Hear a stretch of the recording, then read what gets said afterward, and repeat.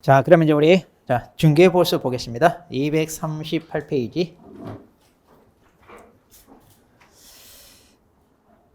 자, 뭐 이것도 한 문제 뭐 꼬박꼬박 나오는데 최근에 이제 계산 문제보다 이제 이론적인 걸 묻는 게 계속 출제되고 있어요. 그래서 이제 최근에 추세가 그런데 자, 그래서 이제 이론적인 내용을 여러분들이 꼼꼼하게 잘 정리하시고 그다음에 이제 계산 문제는 언제든지 나올 수 있습니다.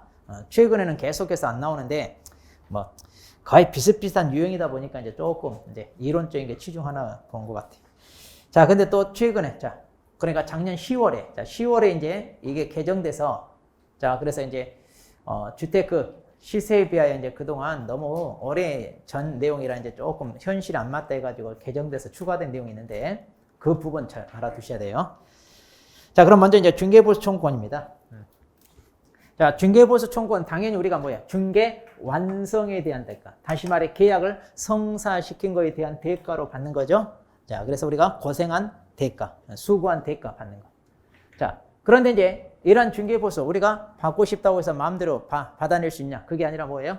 법에서 그 규정, 한도를 정해놓고 있다. 이제 법정 보수를. 자, 법에서 한도를 정해놨다. 그러니까 이 한도 내에서 우리가 받아야지 내가 받고 싶다고 더 많이 원해서 뜯어낼 수 있다 없다? 없다. 자, 그런데 중요한 거. 이런 우리 법정 중개 보수 규정은 중개 업무가 아닌 경우 우리가 뭐예요? 겸업이라고 배운 거 있었잖아, 앞에. 그럼 거기에 적용돼요, 안 돼요 하면? 당연히 안 되죠. 왜냐하면 그건 중개 업무가 아니니까 중개 보수 규정을 거기에다 적용할 필요가 당연히 없죠. 그래서 거기에는 적용이 안 된다는 거. 가끔 이거 많이 물어봐요. 그 겸업 파트에서. 그래서 초과수수했냐 아니냐 이거 물어보는데 그런 경우에는 초과수수란 말이 있다 없다? 없습니다. 그냥 약정한 대로 받으면 돼요. 자, 그 다음 중개보수는 상인의 자격으로 당연히 인정되는 보수. 그러니까 우리도 뭐예요? 우리 개업공인이 상인이잖아요. 그러니까 중개계약을 체결할 때 내가 이 물건 계약 성사시켜지면 당신 나한테 얼마 중개보수 줄 거예요? 이 얘기를 꼭 해야 돼요? 안 해도 돼요? 안 해도 우리가 그러니까 유상임을 명시하지 않더라도 당연히 받을 수 있다 없다? 그 얘기 안 한다고 해서 우리가 당신 물건 내가 공짜로 중개해 주겠다 이런 뜻은 아니잖아요. 그러니까 우리는 상인이기 때문에 당연히 그런 말 없다고 해서 무료로 해준다는 거 아니죠. 자, 이제 간단한 이론이고요. 그 다음 자, 중개보수 청구권의 소멸. 자, 이건 체크해야 돼요. 자, 오른쪽 239페이지. 자, 239페이지 맨 위에 자, 소멸. 자, 봅니다. 자, 그러면 이제 이거 어떤 경우냐면 우리가 갑과 두 거래 당사자 사이에 매매 계약을 성사시켰다고 해봐요. 그럼 저기 매수인 입장에서 계약금, 중도금, 잔금 이렇게 이제 대금을 분할하여 지불하잖아요. 그런데 이제 우리는 계약금 지불하고 계약서를 쓰면 이때 우리는 중개가 완성이 된 겁니다. 그러니까 중개가 완성됐으니까 우리 중개보수 받을 수 있다 없다? 있어요. 그래서 약정하면 이제 이때 얼마든지 중개보수 받을 수 있는데 문제는 이제 관행적으로 보통 이렇게 잔금까지 치르고 다 계약이 마무리되어야 그때 이제 중개보수 준다 이런 얘기 많이 하죠. 실질적으로 어때요? 여러분도 이 동네도 그렇게 많이 하죠. 자, 그런데 중도금, 잔금 이렇게 치르는 과정에서 계약이 파기되는 경우가 있습니다. 무효가 되거나 취소하거나 해지되거나 그랬을 때 우리는 지금 이 계약을 2달 동안 공을 들여서 정말 어렵사리 고생해서 계약을 성사시켰네. 자, 2달간 고생했어요. 그래서 계약을 성사시켰는데 이때 중개보수 준다고 하니까 기다렸는데 그 중간에 이렇게 계약이 파기되는 거예요. 그럼 이때는 중개보수 받을 수 있을까 이제 없을까 이 말이에요. 지금 받을 수 있다 없다? 있다 해도 되고 안 되고 없다 해도 안 되고 여기 따져보자 이거죠. 자, 그럼 여기 보세요. 그럼 이제 우리가 받을 수 있냐 없냐 이건 소멸이니까 없고 이건 받을 수 있고 이제 그 얘기인데 자, 어느 때는 소멸되고 어느 때는 받을 수 있나 이거. 개공사의 과실로 중개를 한 개공사가 잘못을 해서 계약이 파기됐어. 그럼 이때는 당연히 받을 수 있다 없다? 당연히 받을 수 없죠. 개공사 잘못으로 파기된 거예요. 받았다면 받은 것도 돌려줘야 돼. 자, 그런데 개공사 잘못이 아니라 의뢰인의 잘못으로 계약이 파기됐어요. 그러니까 중도금까지 치렀어요. 이제 잔금 치를 때가 됐어요. 그럼 매수인이 잔금을 치러야 되는데 그 잔금 치를 날짜에 대금을 미처 마련하지 못해서 좀 늦어지네요. 이걸 이제 우리가 민법에서 뭐라고 그래요? 변제가 늦어지는 거? 이행지체. 이행, 어려운 거 아니에요. 자, 이행지체. 그러면 어떻게 하라고 돼 있어요? 민법에서는. 채권자가. 이렇게 채무자가 이행을 지체합니다. 이걸 이제 채무 불이행이잖아요. 그럼 뭐해? 최고해요? 최고 없이 그냥 계약 파기해요? 왜 또 그렇게 자신이 없어? 지금 민법을 한 지 얼마? 뭔 최고 없이 하는 게 어디 있어? 뭐든 최고 해야죠. 최고, 그래서 들어본 건 있잖아요. 그러면 돼요. 지금 최고란 말이 이렇게 나왔다는 그 자체가 뭔가 들은 건 있다는 얘기야. 그 틀린 게 아니에요. 아니, 계약, 자, 지불 날짜가 됐는데 이 지불 날짜가 좀 늦어지네요. 그럼 바로 계약을 해지하는 게 아니라 언제까지 빨리 지불하시오. 먼저 최고를 하고 기간을 정해서 그때까지 뭐예요? 지불을 안 하면 그때 이제 해지한다 그러잖아요. 왜냐면 계약을 일단 유지하는 게 중요하지. 계약 파기하는 게 더 중요한 게 아니잖아요. 자, 그렇게 해서 계약이 파기된 거예요, 지금. 이행지체로. 그럼 당사자 잘못이잖아요. 그럼 당사자 잘못으로 계약이 파기된 거니까 그건 안 됐다마는. 우리는 2달간 고생했잖아요. 고생해서 계약을 성사시켰으니까 거기에 대한 대가는 받을 수 있다 없다? 있다 이거예요. 그러니까 이때는 청구할 수 있어요. 물론 현실은 받아낸다는 게 참 쉽지 않죠. 지네들 계약 파기됐는데 너 지금 불난집에 부채질하냐? 빰 안 맞으면 다행이에요. 그래서 여러분은 언제 받는 게 좋아요? 계약 체결할 때 이때 받는 게 좋아요. 그럼 이때 받는 게 좋은데 이때 달라고 얘기할 자신 있다 없다? 말도 못해 이제 그때. 그렇게 하세요. 이제 맨날. 자, 그러니까 이때 달라고 얘기할 수 있어야 돼요. 그래서 자, 우리 교재 238페이지. 238페이지 맨 밑에 자, 중개보수 지급 시기를 봐봐요. 이것 때문에 맨날 분쟁이 발생하니까 이것도 법에 신설됐어요. 예전에 없다가. 자, 좀 이제 이것도 신설된 좀 됐는데 자, 보수 지급 시기는 자, 개공사 의뢰인 간의 약정에 따르되 약정이 없으면 거래 대금 지급이 완료된 날. 자, 거래 대금 지급이 완료된 날이 언제예요? 잔금 다 치른 날이잖아요. 자, 잔금 다 치른 날이 완료. 그러니까 약정이 있으면 약정에 따르되 없으면 잔금 치른 날 준다 이거죠. 그럼 우리는 언제 약정하면 돼요? 중개 완성했잖아요, 이때.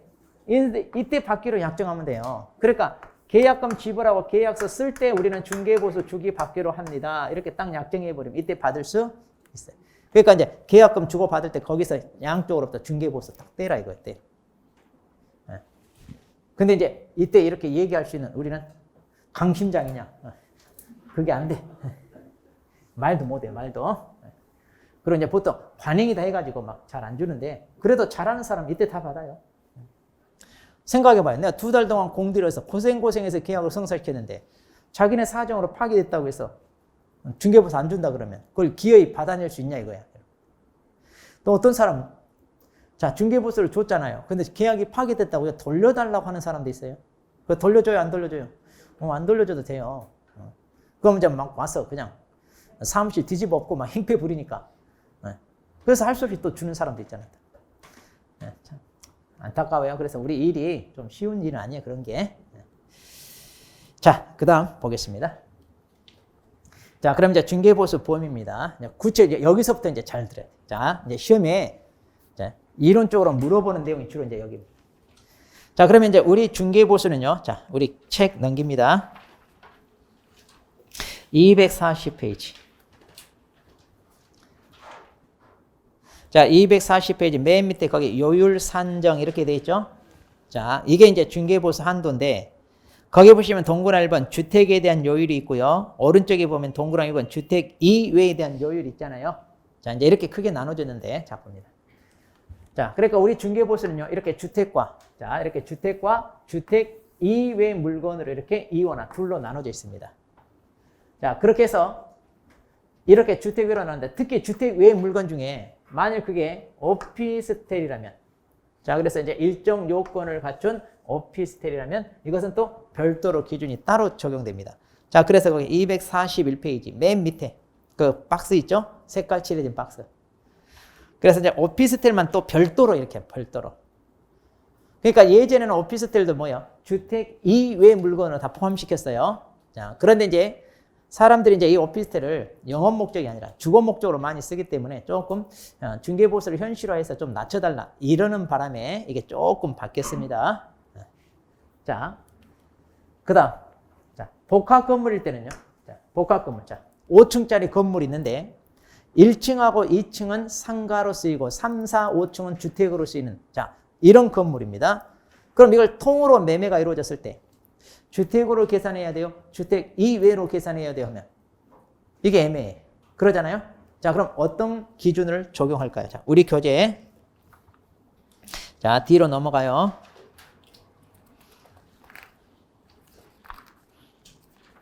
자, 242페이지. 자, 242페이지 그 밑에 양괄호 2번. 양괄호 2번을 보세요. 거기 보면 자, 주상복합 건물처럼 이렇게 복합 건물 같은 경우는 어떻게 할 거냐? 자, 밑줄. 전체 면적 중에 주택으로 사용되는 면적이 2분의 1 이상이면 주택에 관한 규정을 적용하고 2분의 1 미만일 때는 주택 이외로. 자, 그러니까 보세요. 이런 복합 건물은 자, 주택으로 사용되는 면적이 전체 얼마? 2분의 1 이상이라면 주택으로 계산해라. 자, 여기서 이상이니까 그럼 정확히 반반이라면 뭘로 해야 돼? 그렇죠. 이상이니까 이상은 포함시키는 말이죠. 그러니까 정확히 반반이다. 그러면 주택으로 계산하시오. 그 말이. 자, 일단 이렇게 크게 우리는 중개보수가 주택이냐, 주택 이외냐 이렇게 나눠져 있어요. 그리고 이제 주택 이외라면 토지나 상가나 공장이나 창고나 임목이나 막 주택 이외 다 들어가잖아요. 근데 그 중에서도 오피스텔은 뭐다? 따로. 또 오피스텔은 따로. 이렇게 이제 알고 있습니다.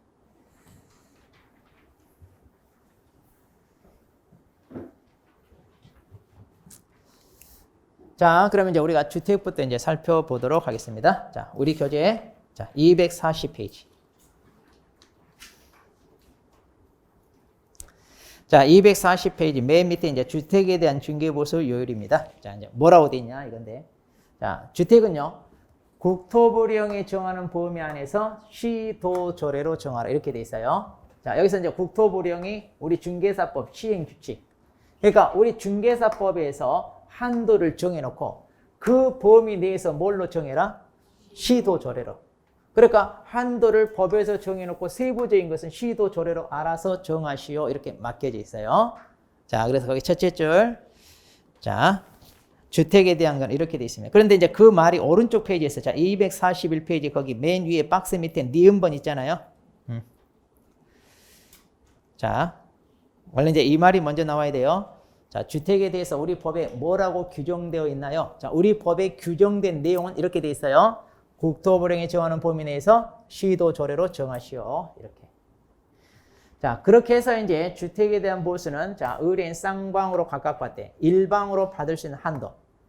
그러면 이제 여기서 이제 이게 국토부령에서 정하고 있는 거예요. 국토부령에서. 자, 그럼 국토부령에서 정하고 있기를 어떻게 정해 놓고 있나요? 자, 거기 왼쪽 240페이지입니다. 자, 왼쪽. 자, 왼쪽 이제 거기 기억이에요, 기억. 자, 주택의 중개에 대한 보수, 의뢰인 쌍방으로 각각 받되 일방으로 받을 수 있는 한도는 다음과 같다는데 그 다음이 뭐냐? 그게 별표란 얘기예요. 자, 그래서 쌍방으로 각각 받되 일방으로 받을 수 있는 한도는 별표 1. 이 별표 1에서 정해놨다 이 말이에요. 그 별표 1이 그 밑에 이제 박스 내용입니다. 자, 여기서 정해놨어요.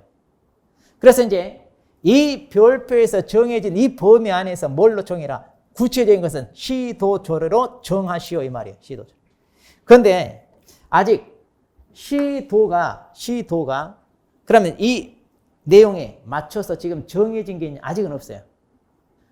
그러니까 지금 이 별표일이 작년 10월 이때가 15일인가? 우리가 시험보기 바로 직전에 개정됐어요. 시험보기 이제 작년 10월 달에 이렇게 개정되다 보니까 이건 이제 시험에 반영이 안 됐죠. 왜냐 번거로우니까. 그래서 이제 아직은 출제 안 된, 이제는 출제될 수 있어요. 그러니까 이 별표 1에서 정해진 범위 내에서 보다 세부적인 건 시도조례로 정하시오. 그런데 실은 이 별표 내용이 옛날에는 시도조례 내용이었어요. 이게. 근데 이제 이걸 아예 법으로 집어넣어버린 거예요. 그럼 시도조례가 뭐 특별하게 달라질 게 있냐면 실은 없어요. 그러니까 이제 좀 시도조례로 세부적으로 정하기가 좀 애매해. 그러니까 이 법령에서 정해진 대로 이제 좀 하게 될 텐데. 이것도 그러니까 시험 내기가 조금 애매하긴 합니다. 그래서 법령에서 정하는 한도가 중요한 게 아니라 보다 세부적인 것이 시도 조례로 이제 정해서 거기에 맞춰서 중개보수 받으세요. 이렇게 돼 있어요. 자, 어쨌든 우리 법령에 승인 거. 자, 옛날에는요, 국토부령에서 정하기를 매매 교환이냐, 그 다음에 임대차 등이냐 해가지고 매매 교환은 0.9%에서 받으시오. 임대차 등은 0.8%에 받으시오. 이렇게밖에 안 됐어. 이렇게만. 근데 지금 이렇게 세부적으로 바뀐 거예요, 지금. 원래는 이게 조례에 있던 건데, 주로. 자, 그럼 보겠습니다.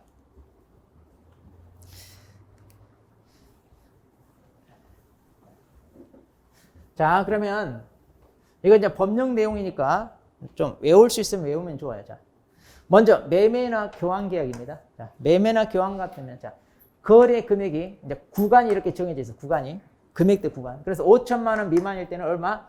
1천분의 6.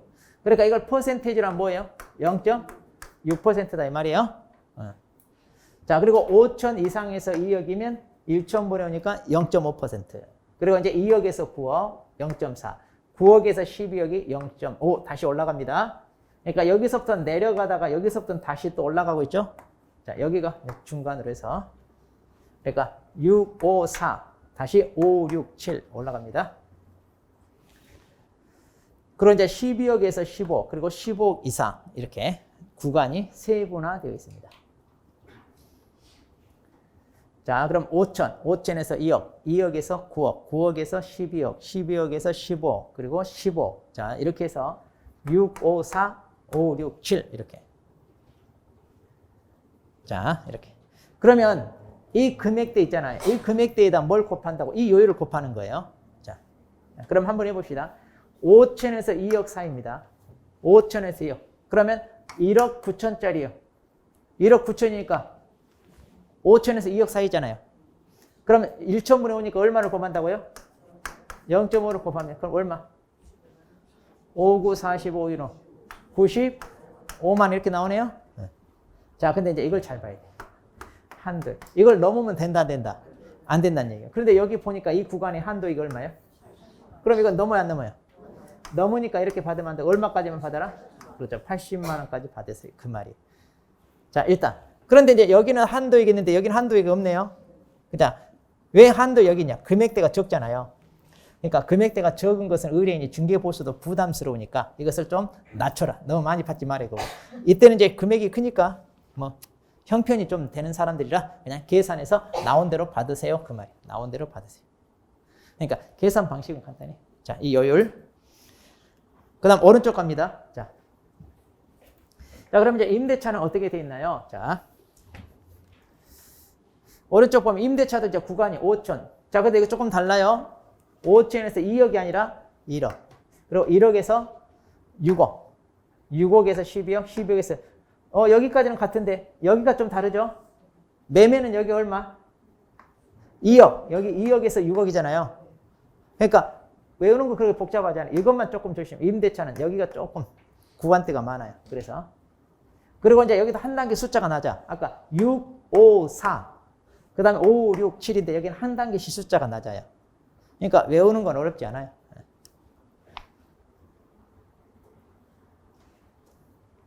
자, 그리고 이제 여기도 한도에게 여기만 있고 그 위로는 없습니다. 금액대가 큰 경우는 없어요. 자, 그 똑같아. 여기도 이제 이 금액대에다가 요율 곱하면 됩니다. 자, 계산 방식은 같은데 이제 조금 이따 세부적인 계산은 또 볼 거예요. 자, 일단 이렇게. 자, 그래서 국토부령에서 정해 놓은 한도는 이렇게 돼 있습니다. 그러면 국토부에서 정해 놓은 이 한도 내에서 이제 시도 조례가 보다 세부적으로 정하라 이 말이에요, 지금. 근데 이제 예전에 이런 게 이제 시도 조례 내용이다 보니까 시도 조례가 정하기가 좀 애매해. 아예 그냥 법으로 이렇게 해버리면 되죠. 자, 조금 애매합니다. 자, 그래서 이제 241페이지 그 위에 자, 이렇게 박스 밑에 니은본 보니까 국토부령이 정하는 범위 내에서 그 비율을 거래 가액에 곱하여 이제 보수를 받되 시도 조례상 한도가 있으면 그 한도 범위 내에서 받아라. 근데 이제 아직 시도 조례가 없으니까 일단 놔두고요. 자, 그러면 다시 이제 보시죠. 그러면 자, 방금 주택 같은 경우는 이렇게 국토부령이 정하는 범위 내에서 시도 조례로 정하라 그랬잖아요. 그런데 이제 문제는요. 자, 중개사무소 소재지와 그 다음에 주택의 소재지가 서로 다르면 그럼 이거 어디 거 할까요? 자, 우리 교재 242페이지. 자, 242페이지 맨 밑에. 자, 이게 이제 서로 다르면 우리 애매하잖아요. 자, 중개사무소는 지금 여기 연제구에 있어. 근데 주택이 어디 있냐? 저기 김해시에 있어요. 그러면 자, 부산광역시 조례에 따라야 돼? 경상남도 조례에 따라야 돼? 하면 이렇게 애매하잖아요. 그래서 법에 규정이 있어요. 자, 거기 보면 동그라미 1번. 자, 이렇게 다를 때는 둘째 줄. 사무소 소재지 관할 시도 조례에 따라. 자, 그래서 사무소가 기준입니다. 사무소. 이거 헷갈리면 우리가 계약서를 쓸 때, 자, 거기 방바닥에서 써요? 사무소에서 써야 하면? 사무소 이렇게 계약하면 돼. 아, 계약서는 어디서 쓴다? 방바닥에서 쓰는 거 아니다. 사무소에서 쓴다. 이러면 아, 사무소 기준이구나. 자, 그리고 이제 그 밑에 이제 동그라미 2번에 법인의 이제 분사무소에서 중개가 이루어졌을 때는 어떻게 하나요인데, 자, 이것은 이제 법조문이 없고 이제 우리 해석상 분사무소에서 할 때는 주로 다 주사무소 찾아간다 그랬죠. 그래서 분사무소 설치 신고, 이전 신고, 뭐 분사무소에서 필요한 인장 등록 다 주사무소 다는데 중개보수만큼은 그 사무소 기준이잖아요. 그래서 분사무소 이때만 주사무소 소재지 시도조례가 아니라 분사.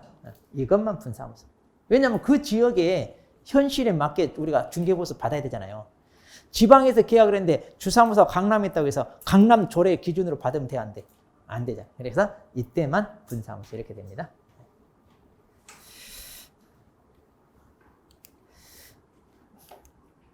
자, 그 다음에 이제 주택 이외에 대해서 이제 우리가 살펴보겠습니다. 자, 주택 이외에. 자, 그러면 이제 우리 교재 또 다시 앞으로 옵니다. 자, 241페이지. 자, 동그라미 2번. 이제 주택 이외에 대한 물건입니다. 자, 주택 이외에는요, 뭐라고 되어 있냐? 우리 법정은 이렇게 됐어요. 국토부령으로 정합니다. 자, 그러니까 주택 이외에는 아예 국토부령에서 정해놨어요. 자, 시도조례에 맞겠다, 안 맞겠다? 시도조례 안 맞겠어요? 자, 그래서 시도조례 안 맞겠습니다. 네. 그러면 국토부령에 가서 보니까 이제 뭐라고 되어 있냐? 국토부령이 이렇게 되어 있어요. 거래 금액의 0.9% 이내에서 상호 협의하여 결정하라. 자, 그래서 거기 기억이 그 말이에요. 주택 이외의 중개보수는요, 의뢰인 쌍방으로 각각 받다. 원래 이제 우리가 의뢰인 쌍방으로 각각 받잖아요. 자, 그런데 거기 밑줄 거래 금액의 1,000분의 9, 즉 0.9% 이내에서 의뢰인과 개공사 서로 협의하여 결정한다.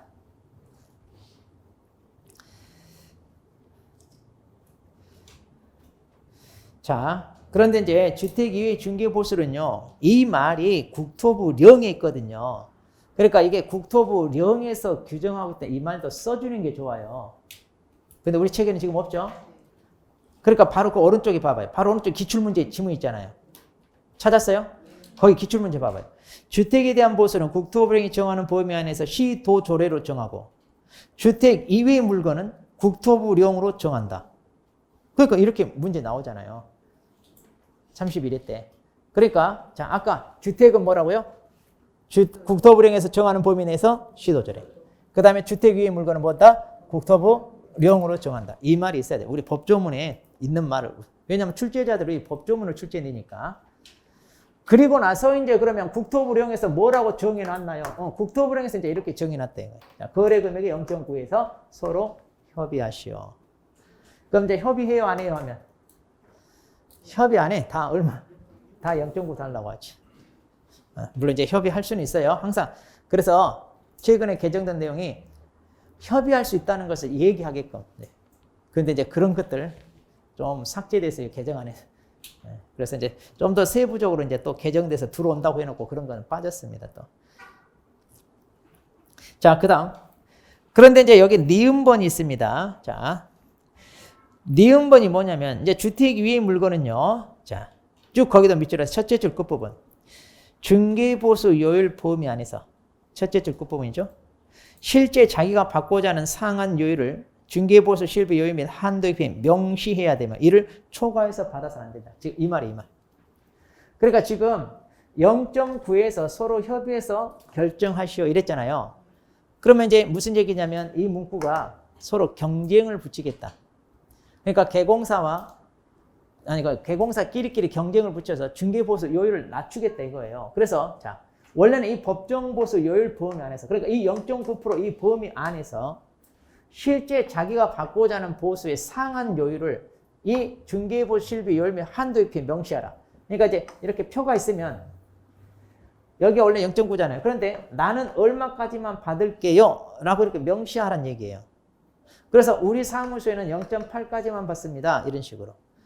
그러면 0.9 받은 사람은 손님이 끊기겠죠? 그러니까 이제 자기는 그래? 그러면 나는 0.7까지만 받을래요. 이제 이렇게 나올 수 있잖아요.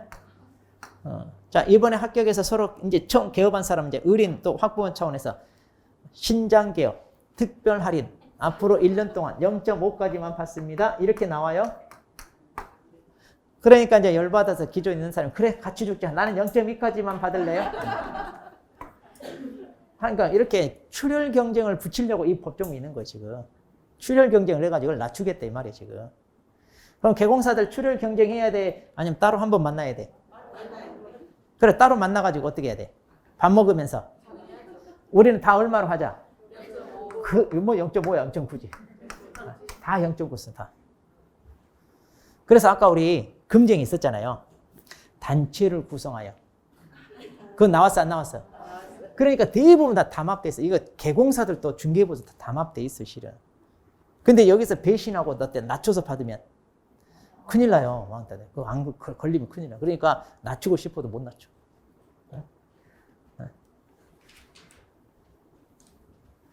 자, 그래서 이 법조문이, 이 법조문이 주택에 있어요? 주택 이외의 물건이 있어야 하면?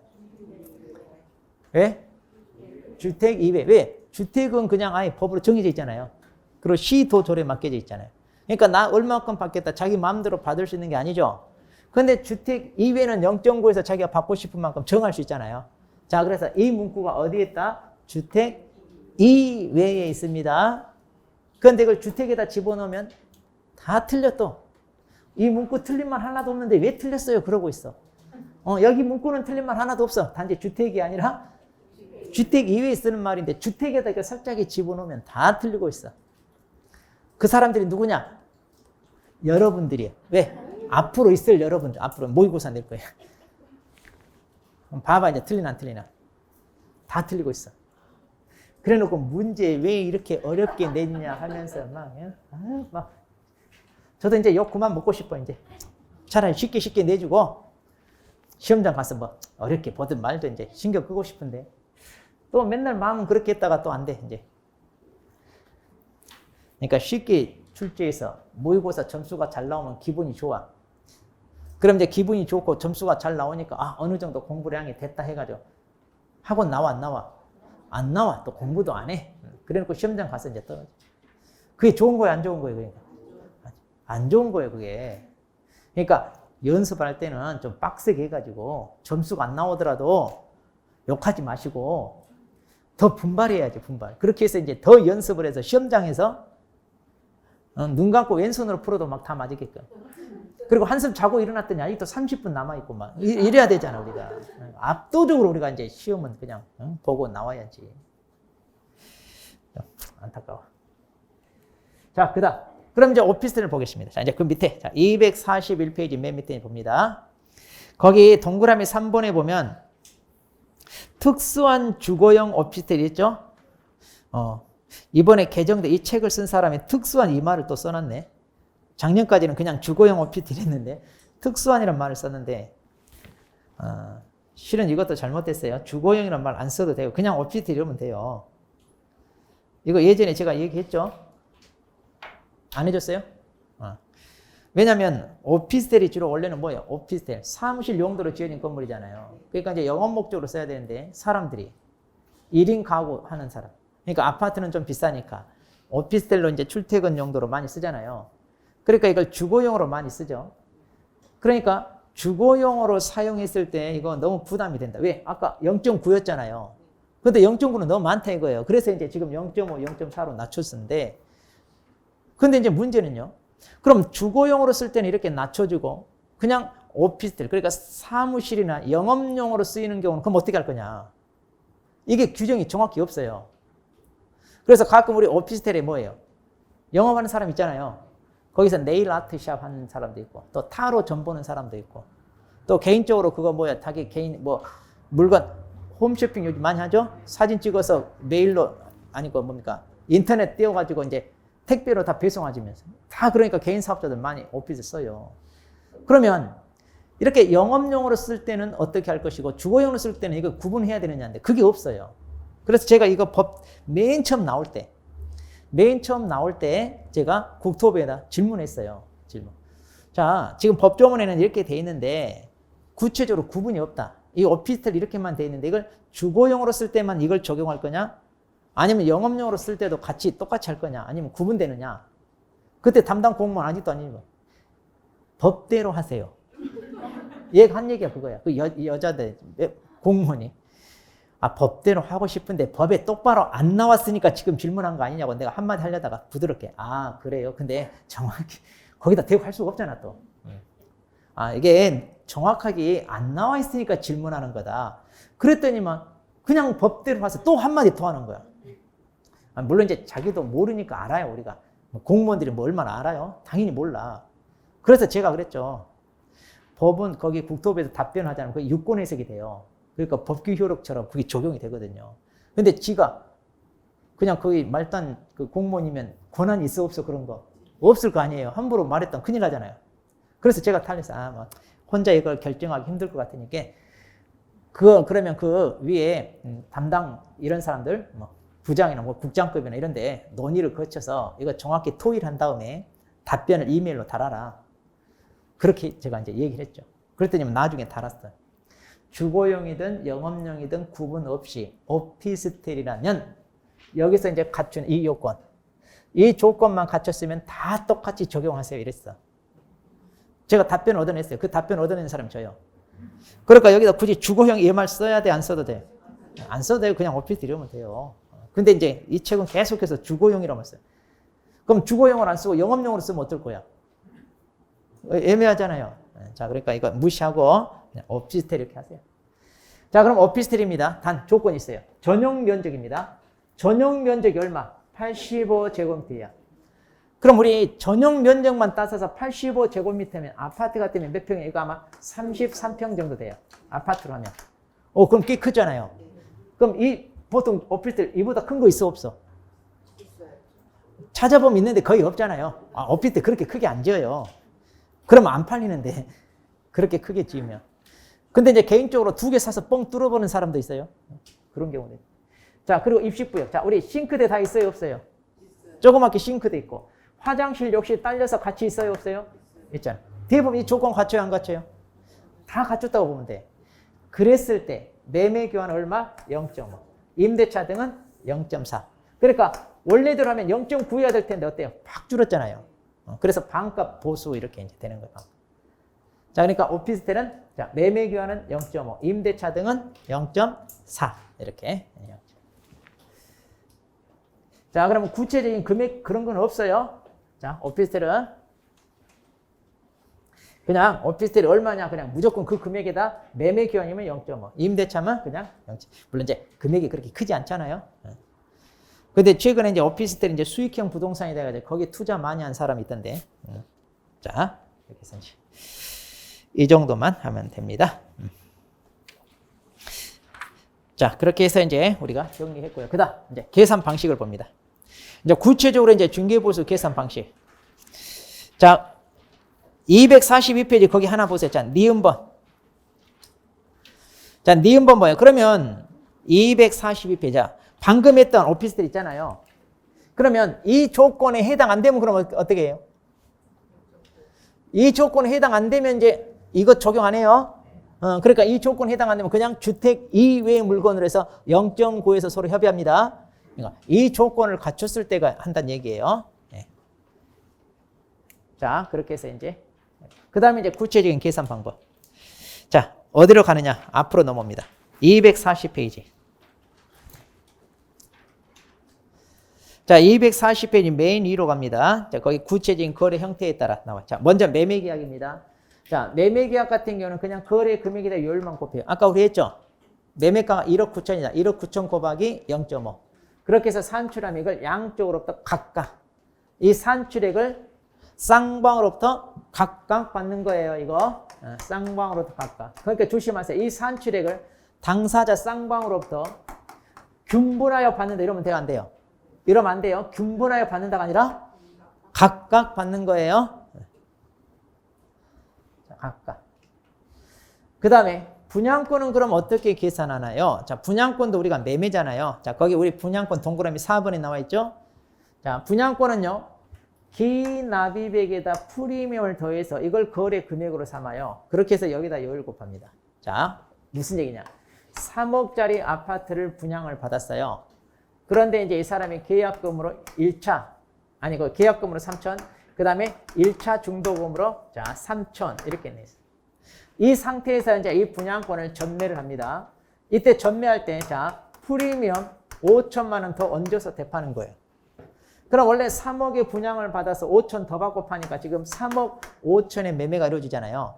그럼 3억 5천을 기준으로 여기다 요율을 곱하는 게 아니라 뭐라고 돼 있어요?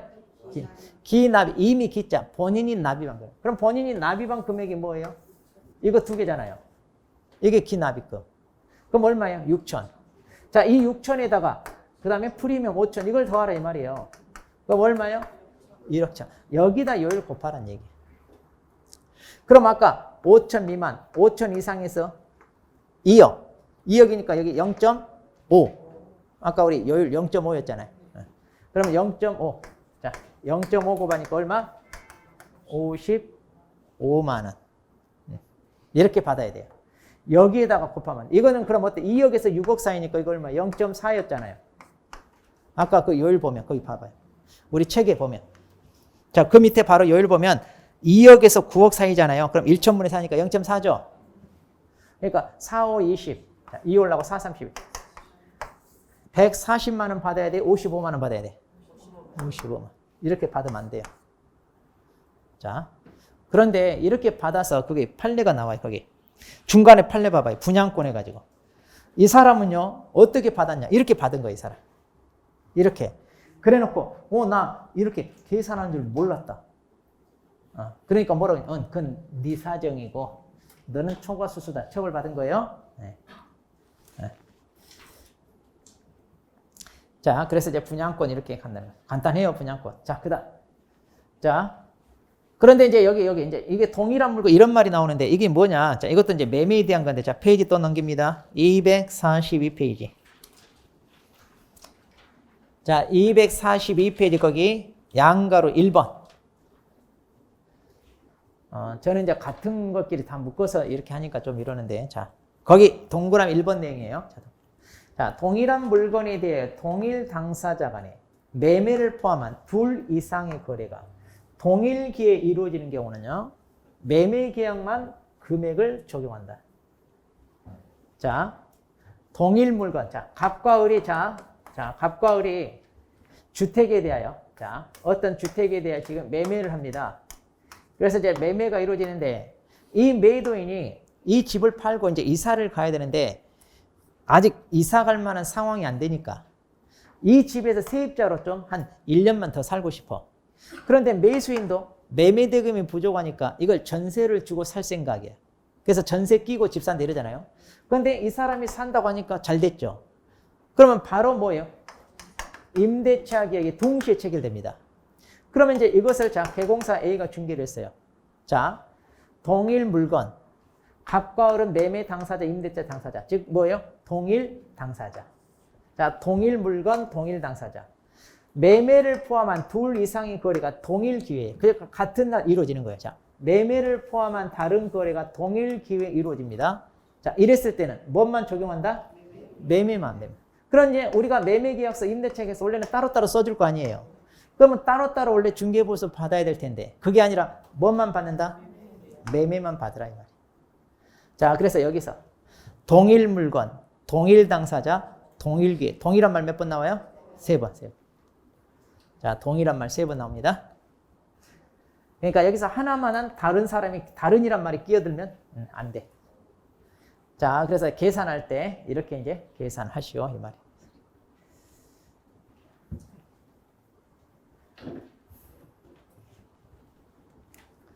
자, 그다음 교환입니다. 자, 다시 앞으로입니다. 자, 240페이지 다시 와서 자, 동그라미 2번 교환. 자, 교환은 뭐냐? 서로 맞바꾸는 거예요. 자, 서로 맞바꾸는데 자, 여기 보세요. 교환 물건 이제 금액이 높은 물건. 자, 높은 물건의 금액을 거래 금액으로 합니다. 그러니까 자, 2억짜리 주택하고 자, 만일 3억짜리 주택하고 교환을 한다고 해요. 그럼 이제 금액이 부족하니까 이 사람이 현금으로 1억을 보충을 뭐 줘야 되잖아요. 그러니까 결국 이 사람도 얼마짜리가 돼? 3. 그래서 둘 중 비교해서 무슨 금액으로? 높은 금액으로 계산하면 된다 그 얘기예요. 그래서 이걸 계산해서 양쪽으로 받으라 이 말이에요. 그러니까 자, 처음부터 높은 금액으로 계산했으니까 보충금은 거래 금액에 산입할 필요 있어요, 없어요? 이거 산입할 필요 없이 그냥 무시해버리고 이걸로 계산해서 양쪽으로 받으면 된다 그 얘기예요. 자, 교환은 둘 중 비교 높은 거. 자, 그래서 여기 이제 3번. 자, 이거 여기 나오네. 아까 우리 교환 계약, 아니 그 분양권 있잖아요. 분양권 얘기가 여기 나오고.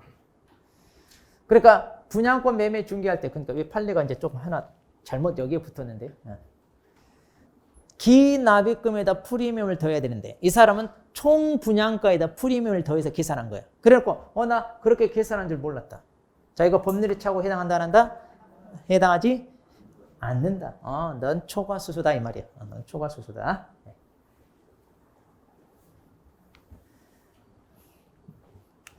자, 그다음 임대차. 이제 중요한 게 임대차예요. 이제 시험에 나온다면 임대차가 나와요. 시험에 나와.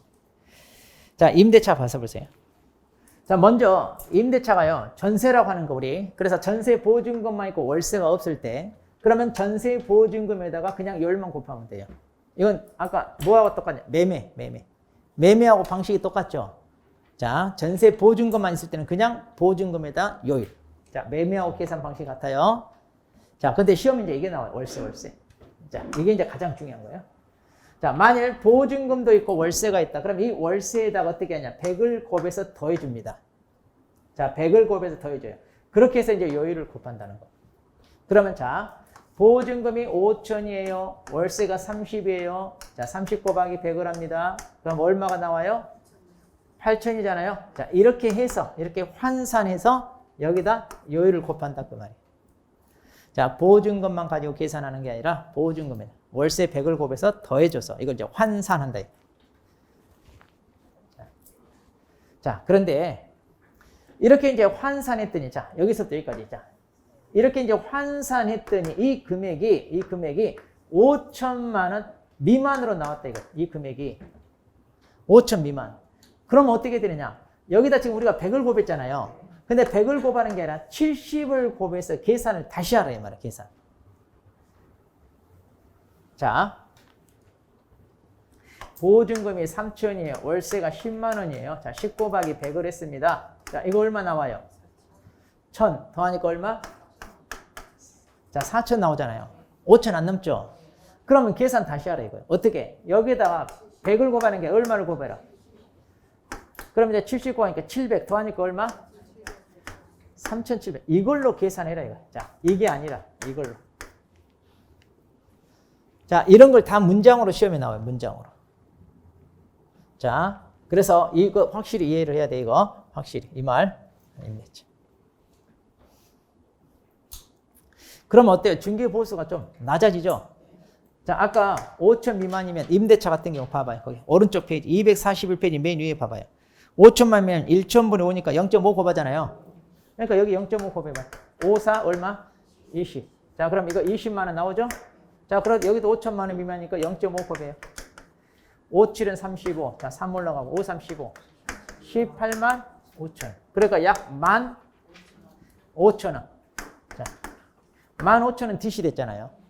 그러니까 이렇게 환산했더니 5천만 원도 안 나온다. 아하, 영세한 세입자. 이런 영세한 세입자는 중개보수 좀 깎아주라. 그런 의미예요. 자, 그래서 70을 곱해서 이걸 낮춰서 조금 깎아주세요. 이런 얘기. 자, 실제 이렇게 계산하는 문제도 나옵니다. 근데 이제 최근에는 이렇게 좀 뜸한데 어쨌든 계산하는 방식도 알고 있어야 돼요. 물론 이제 이론적인 것도 다 알아야 되고 지금. 자, 그래서 우리가 밑줄 치고 하는 이런 것들 여러분들이 다 알고 있어야 됩니다. 자, 이렇게 해서 이제 우리가 중개보수 다 살펴봤고요. 그다음 245페이지 실비가 있는데, 자, 실비는 뭐 그렇게 중요한 거 아니니까 이거 나중에 우리가 살펴보도록 하겠습니다. 자, 그 다음에 이제 지급 시기. 아까 지급 시기 봤잖아요. 우리 교재 앞쪽에 나왔죠? 중개보수 지급 시기 앞쪽에 있었잖아요. 앞쪽에.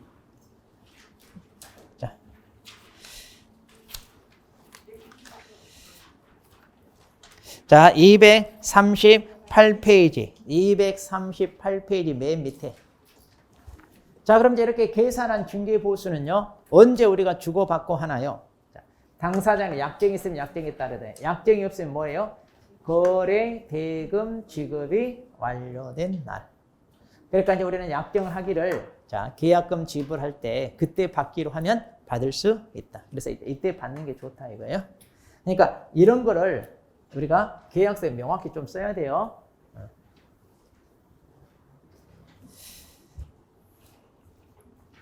자, 이렇게 해서 이제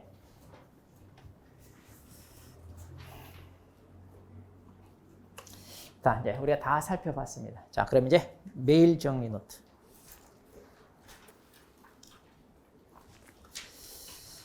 자, 1번부터 보겠습니다. 자, 개공사의 업으로 하지 않는 중개 대상물에 대한 일회성 매매. 자, 이건 허용됨으로 그랬네요. 자, 여기까지. 자, 업으로 하지 않는 일회성 매매. 우리가 할 수 있어요? 금지행위요? 한 번 정도 하는 거 할 수 있다고 그랬잖아요. 그래서 개공사가 중개의뢰인과 딱 한 번 매매를 했어요. 금지행위 해당. 한다, 안 한다 하면? 자, 의뢰인과 계약을 해버리면 한 번만 하더라도 이거 뭐라고 그랬어요? 직접 거래, 금지행위잖아요. 이거. 그러니까 이 거래 상대방이 의뢰인이라면 직접 거래가 돼버려요. 한 번만 하더라도. 네, 한 번. 자, 그래서 해당하지 않는다. 자, 틀렸죠? 그러니까 잘 봐야 돼요. 특히 직접 거래하고 매매업 구분 잘해야 돼요. 그 다음 2번. 자, 아파트 분양권 매매를 중개하거나. 자, 분양권 매매를 중개하는 거. 그 다음에 분양권 매매를 업으로 하는 거. 둘 다 금지 행위에 해당한다 그랬는데. 자, 분양권은 뭐예요? 건물. 자, 이것은 중개대상물이잖아요. 그럼 중개대상물 매매업은 금지행위잖아요. 그런데 중개대상물 매매를 하게끔 우리가 중개하는 건 해요, 못 해요? 하죠. 분양권 전매 허용될 때는 이것은 중개대상물이니까. 그러니까 이건 할 수 있죠. 금지행위가 아니라. 매매업, 이것만 금지행위죠? 이건 못하죠? 네, 둘 다 금지행위 그랬으니까. 자, 틀렸네요. 자, 3번. 자, 개공사 갑이 A로부터 토지를 매도해 달라는 의뢰를 받았어요. 자, A로부터, 자, 이 토지 좀 팔아주세요 하고, 자, 갑이 의뢰를 받았는데, 개공사가 또 다른 개공사 을과 공동으로 매수했네요. 또 다른 개공사 을과, 자, 공동으로 이렇게 매수를 했어요. 그러면 갑과 을 둘 다 금지행위에 해당하나요? 아니죠. A는 갑의 의뢰이니까 갑은 의뢰인과 계약한 직접 거래. 을은 아니죠. 갑만 금지. 갑만.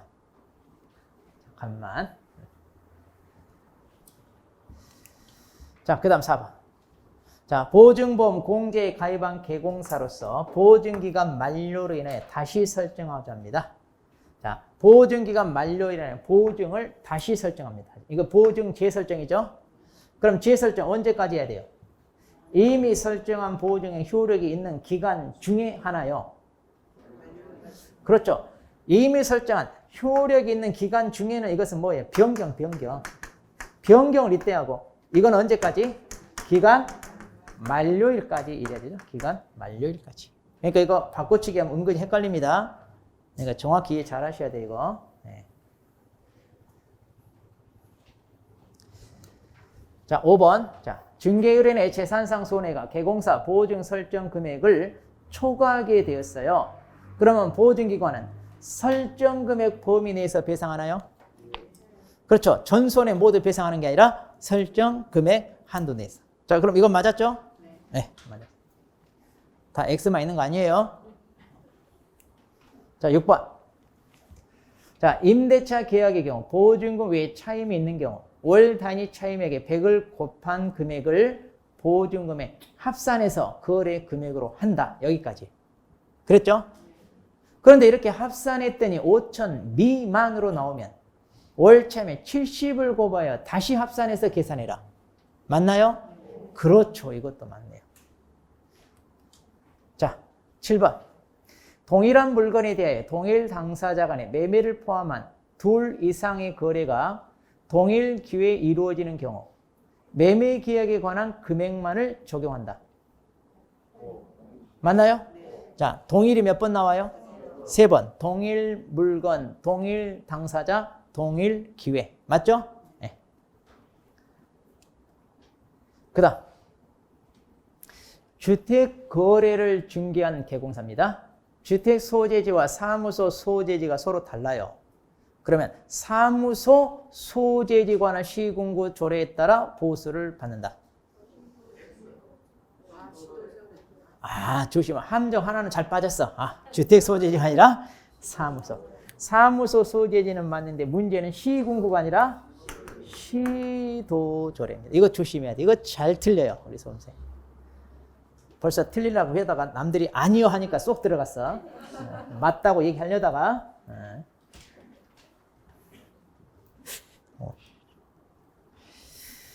자, 9번.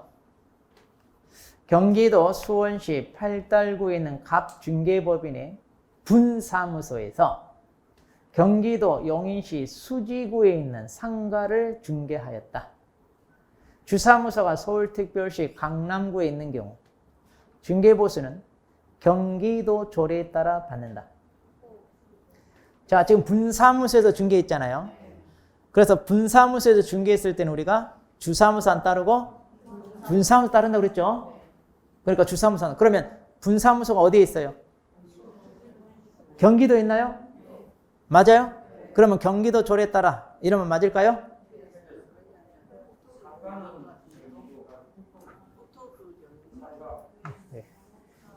주택이 시도조례고 물건이 뭐예요? 상가예요, 상가. 그러니까 조심해야 돼. 지금 그럴싸하게 함정을 딱 몰아가면 우리는 그냥 빠지게 돼 있습니다. 자, 상가는 시도조례가 아니라 뭐다? 0.9에서 상호 협의해서 받아야 돼. 0.9에서 상호 협의. 그러니까 앞으로 중개보수 문제 풀 때 첫 번째가 이거예요. 반드시 물건이 뭔지 체크하세요. 이거 안 하면 틀리게 돼 있어요. 앞으로 제가 계속해서 강조할 거예요. 여러분 중개보수 파트에서 틀리면 주로 여기서 틀려요. 자, 물건이 뭔지 반드시 보세요. 그 다음. 자, 토지 임대차 계약을 중개한 계공사. 자, 임대차네요. 자, 토지입니다. 임대차 계약 중개한 계공사는 거래 금액의 0.8% 범위 내에서 의뢰인과 합의하여 결정한 보수를 받을 수 있다. 맞아요? 토지잖아요, 토지. 자, 토지는 주택 이외잖아요. 자, 주택 이외에는 조심할 게 매매건 교환이건 임대차 거래 이용 묻지 않아요. 거래 이용 묻지 않고 무조건 다 뭐다? 0.9에서 상호협의. 0.9에서 상호협의. 0.9. 자, 그래서 0.8이 아니라. 자, 틀렸죠? 조심해야 돼요. 자, 이렇게 해서 이제 오늘 여기까지. 그러니까 이 중개보수가 이론적으로 묻는 게 의외로 여러분들이 쉽지 않아요. 그러니까 확실하게 이해를 해야 됩니다. 자, 오늘 여기까지. 자, 수고하셨습니다. 들어가십시오.